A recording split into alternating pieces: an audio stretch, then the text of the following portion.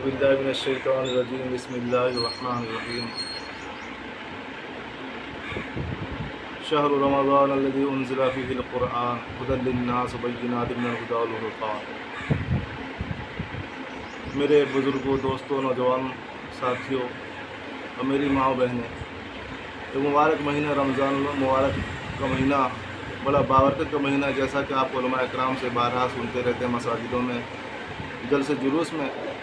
اس مہینے کی فضیلت کون بیان کر سکے، جبکہ خود رمضان مبارک مہینے کی فضیلت خود اللہ تعالیٰ فرماتے ہیں۔ اس مبارک مہینے میں ہم ہر طرح سے کوشش کریں کہ مکمل روزہ رکھیں، تراویح کی پابندی کریں، اور جب روزہ رکھیں تو کسی کی چغلی نہ کریں، کسی کی غیبت نہ کریں، کسی پر تہمت نہ لگائیں، ورنہ روزے کا جو اصل مقصد ہے وہ بیکار ہو جائے گا۔ صرف بھوکا رہنے کے علاوہ ہمیں آخرت میں کچھ نہیں ملے گا۔ آج ہمارے عادت بنا ہوا ہے کہ جہاں تو 4 ساتھی 5 ساتھی بیٹھ جاتے ہیں، چغلی پر چغلی، غیبت پر غیبت، جبکہ آقا صلی اللہ علیہ وسلم کی حدیث ہے کہ الغیبۃ اشد من الزنا، غیبت کا جو گناہ ہے وہ زنا سے کہیں بڑھ کر ہے۔ ہم روزہ رکھ کر اگر ہم غیبت کر رہے ہیں، غیبت سن رہے ہیں، چغلی کر رہے ہیں، چغلی سن رہے ہیں، تہمت لگا رہے ہیں، جھوٹ بول رہے ہیں، آنکھوں سے بری چیز کو دیکھ رہے ہیں، زبان سے گندی بات کہہ رہے ہیں، ہاتھوں سے گندے کام کر رہے ہیں، پیروں کے ذریعے سے گندے کام کی طرف چل رہے ہیں، تو ہمارا روزہ کا جو مقصد وہ حاصل نہیں ہوگا۔ آخرت میں ہمیں رونا پڑے گا کہ ہم نے روزہ رکھا، اس کا بدلہ کچھ نہیں ملا۔ اسی طرح رمضان المبارک کے مہینے میں بہت سارے سفراء آتے ہیں، مدارس والے آتے ہیں۔ وہ کیوں آتے ہیں؟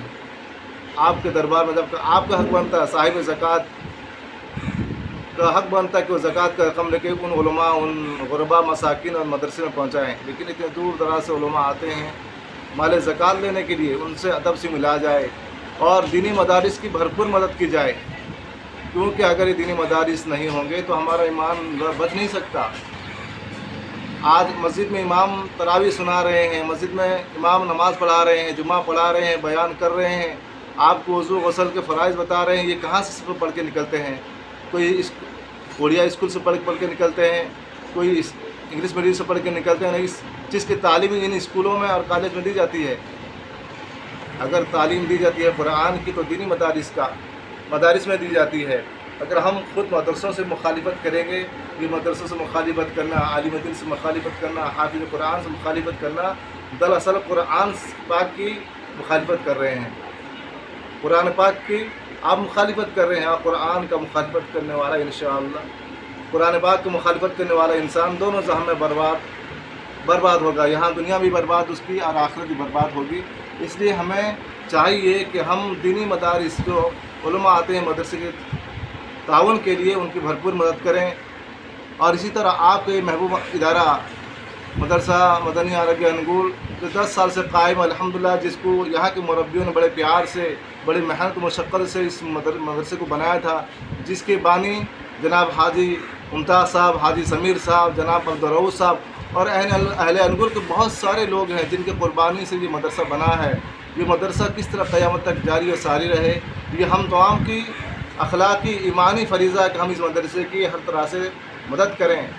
خدا کی قسم، اگر ہم نے علماء سے بغاوت کیا، مسجد کے امام سے بغاوت کیا، ان سے نفرت کیا، یہ ہمارے لیے کل قیامت کے مہنگا بنے گا۔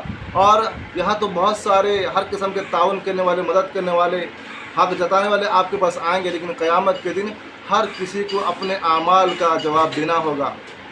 میں نے کیا نیکی کیا، میں نے کیا برائی کیا، یہ سب اللہ پاک قیامت کے دن آپ کے میرے دفتر کو کھولیں گے۔ اور قرآن پاک میں اللہ تعالیٰ فرماتے ہیں کہ اگر آپ ایک نیکی بھی کیے ہو گے چھپ کر، اس کو اللہ تعالیٰ تمہارے سامنے پیش کریں گے، اور اگر بدی بھی کی ہو اس کو پیش کریں گے۔ تو میرے بھائیوں، وہاں تو کسی کا حکومت نہیں چلے گا، حکومت تو چلے گی تو رب العالمین اللہ رب العزت کی چلے گی۔ یہاں تو ہر کوئی اپنے طاقت کے بل بوتے پر حق کو ناحق کر سکتا ہے، ناحق کو حق کر سکتا ہے، لیکن میرے بھائیوں، خداوند قدوس کے دربار میں یہ سب نہیں چلے گا۔ وہاں تو قیامت کے دن اللہ تعالیٰ اپنے ہر انسان کے منہ کو بند کر دیں گے، ہر انسان کا اعضاء گواہ دے گا کہ میرے ہاتھ نے کیا کیا، میرے زبان نے کیا کیا، میرے آنکھ نے کیا کیا، میرے پیر نے کیا بھلائی کیا، کیا برائی کیا۔ یہ تمام ہمارے جسم کے ہر اعضاء آپ کے میرے مخالف بن جائیں گے، تو میں افسوس ہوا، ہائے میرے اعضاء میرے دشمن بن گئے۔ اس لیے ہم وقت روزے کی حالت میں ہیں روزہ رکھیں اور کثرت سے استغفراللہ ربی من کل ذنب واتوب الیہ پڑھا کریں، کلمہ لا الہ الا اللہ محمد رسول اللہ کثرت سے پڑھا کریں، اور درود پاک کا تحفہ آقا صلی اللہ علیہ وسلم پر کثرت سے پڑھا کریں۔ یہ اعمال صالحہ ہمیں جنت میں لے جائیں گے۔ اور جتنا ہو سکے قرآن پاک کا حق ادا کریں کہ قرآن پاک کو روزانہ کم از کم پڑھا کریں، تاکہ سال میں کلام پاک کم سے کم ہمارا 2 مرتبہ ختم ہو جائے۔ یہی اعمال ہے جو ہمیں جنت میں لے جائیں گے، ورنہ میرے بھائیوں ہم خسارہ ہی خسارے میں ہیں گے۔ اللہ پاک مجھے ان باتوں کو کہنے سے زیادہ اور آپ عوام الناس کو سننے سے زیادہ عمل کی توفیق عطا فرمائے، اور جہاں تک ہو سکے روزہ داروں کے لیے، مصلیوں کے لیے ہر طرح کا سہولت کا انتظام ہو۔ اگر آپ آگے کچھ جاننا چاہتے ہیں یا میں جاننا چاہتا ہوں تو نہر زبیدہ کا واقعہ موبائل کے ذریعے سے کھول کر دیکھیں کہ میں نہر زبیدہ کو کس نے بنایا اور کیوں بنایا اور کتنے رقم خرچ کر کے انہوں نے نہر زبیدہ کو حضرت زبیدہ نے حجاج اکرام کے لیے بنایا تھا۔ اس کے پورے واقعات کو آپ جو ہے موبائل کے ذریعے سے سن سکتے ہیں، تبھی ہمارے آنکھوں میں اور دماغ میں بات سمجھے گا کہ ہاں غلط کیا ہے صحیح کیا ہے۔ اللہ تعالیٰ مجھے اور آپ کو تمام سامعین کو ان باتوں پہ عمل کی توفیق عطا فرمائے۔ ان کہنے میں سننے میں اگر کچھ خامی غلطی ہو، میں اپنے علماء اکرام سے گزارش کروں گا کہ میری ان باتوں کی اصلاح فرما دیں۔ وآخر دعوانا الحمد للہ رب العالمین۔